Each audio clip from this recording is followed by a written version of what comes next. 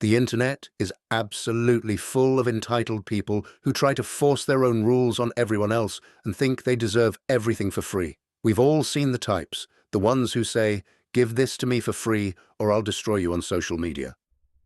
Or the ones who yell, "Do you know who I am?" just to skip a line. Welcome to QuReX Stories. Today, we've gathered the most legendary moments from the best corners of Quora and Reddit where these arrogant people drown in their own egos. Sit back and relax, because the shock our first choosing beggar influencer experiences on her wedding day is going to make your entire week. First story, the choosing beggar and the foam cake. Our first story comes from a boutique bakery owner, originally posted on the subreddit Choosing Beggars, the famous corner of the internet where entitled freeloaders get exposed. I run a small independent bakery that specializes in custom-designed cakes. One day, a woman walked into my shop with sunglasses on her head, constantly staring at her phone. She told me she wanted a massive 5-tier wedding cake for her wedding in 2 months, completely covered in handmade sugar flowers. I sketched the design, calculated the costs, and gave her a quote for $2,500. The woman suddenly started laughing. "Honey, I am a social media influencer. I have exactly 8,000 followers on Instagram. You are going to make this cake for me, for free. In exchange, I'll take a picture in front of it at my wedding and tag you. I will make you thousands of dollars in exposure. You should be thanking me."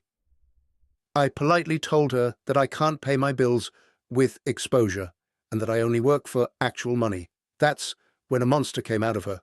She started screaming in the middle of the shop, "You don't know who I am. I'm going to tell all my followers what a rude scammer you are. You'll be forced to close your business." She slammed the door and left. And sure enough, that night, my business page was flooded with fake negative reviews from dummy accounts. The next morning, I called her.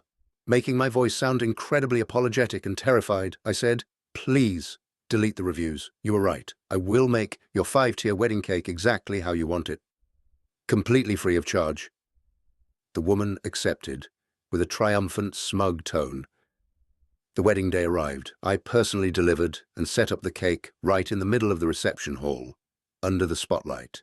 From the outside, it was the most flawless, magnificent cake I had ever created in my life. The bride screamed with joy when she saw it, and I quietly slipped out the back door. I heard the rest of the story from the venue's catering staff and the videos that hit social media later. The bride and groom walked up to the stage to cut the cake, surrounded by hundreds of cheering guests. They plunged the massive cake knife into the top tier, but the knife wouldn't go in.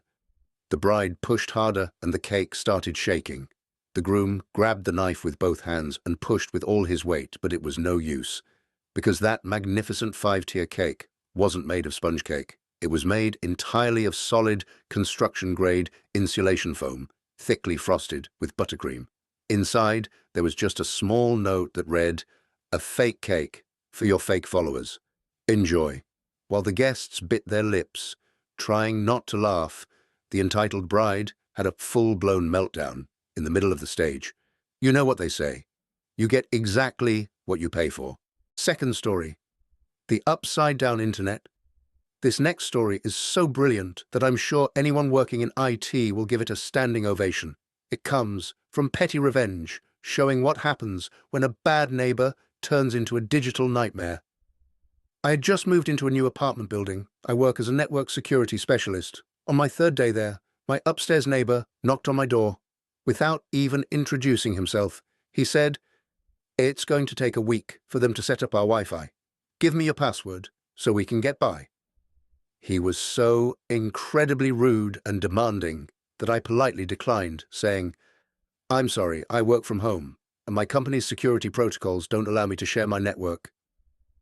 2 days later, while checking my network traffic, I noticed something weird. Thanks, there was an unrecognized device connected to my Wi-Fi. My upstairs neighbor had either guessed my password or found a sticky note left by the previous tenant. Not only was he stealing my internet, but he was also downloading massive files 24/7, completely paralyzing my bandwidth. It would have taken me exactly 3 seconds to block his MAC address, but that wouldn't teach him a lesson. Instead, I logged into my router interface. I created a restricted subnet exclusively for his device. First, I throttled his internet speed down to the legendary 1998 dial-up speed of 15 kbps, meaning a single photo would take half an hour to load. But that wasn't the main strike. I wrote a small script. Because of this script, every single image on any website my neighbor tried to load in his browser loaded completely upside down, exactly 180 degrees flipped. News sites, social media, movie posters, everything in his digital world was upside down. The next evening, there was a knock on my door. My neighbor was standing there holding his laptop. On top of shamelessly stealing my Wi-Fi, he was actually mad at me. He said, "You know about computers. My internet's broken. All the pictures are upside down. Did I get a virus?" I looked him dead in the eyes and smiled. "Yes," I said. "It's called the Karma virus. It only infects devices that steal other people's Wi-Fi." I will never forget the look on his face as he gulped, turned around, and walked away without saying a single word. Third story. The Do You Know Who I Am? Disaster, and for our grand finale, one of the absolute legends of the I Know the Owner subreddit, the purest example of how someone can utterly humiliate themselves just to show off. I am the owner and executive chef of one of the most popular and expensive steakhouses in the city. It was a Friday night. The place was packed, and there was a 2-hour wait list at the door. I had taken off my chef's coat and was standing at the bar in my regular clothes. A guy in his 30s walked in with a very elegantly dressed woman. It was clearly a first date. When he saw the wait list, he got annoyed. He walked straight up to the bar, right up to me. Assuming I was just a regular employee, he snapped his fingers at me to get my attention. "Listen to me," he said loudly, making sure everyone around could hear. "I'm very close friends with Mark, the owner of this place. We play golf together. Set us up with your best window table right now. Don't make me call Mark and get you fired. By the way, my name is Mark, and I have never played golf in my entire life." The guy, standing in front of me, was complaining to me, about me, just to impress his date. I didn't break character at all. "I am so sorry, sir. I didn't realize you were a friend of Mr. Mark's," I said. I signaled the hostess and had them seated at the absolute best table in the house. Throughout the night, the guy kept putting on a show. He ordered the most expensive wines and ate the most expensive steaks. He kept telling the woman elaborate stories about how close he and Mark were. At the end of the night, I personally walked over to his table.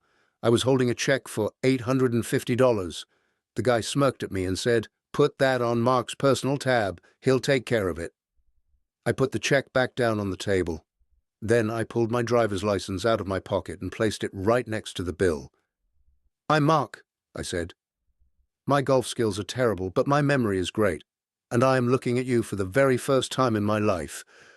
Will you be paying with cash or credit card?" The dead silence at that table. The pure disgust in the woman's eyes, and the way the guy was sweating as he handed over that $850 with trembling hands. As they left the restaurant, I stood by the bar window and happily watched the woman hail a cab and get in by herself, leaving him standing alone on the sidewalk. If someone loudly announces, "I know the owner," in a restaurant, there is a 99% chance they just Googled the owner's name 5 minutes ago. What would you have done to the influencer trying to cut that foam cake, or your Wi-Fi stealing neighbor? Let's meet in the comments. If you loved seeing justice served this perfectly, click the video on your screen right now, where the office lunch thief meets his painful destiny. Don't forget to like and subscribe to QuReX Stories. See you in the next epic thread.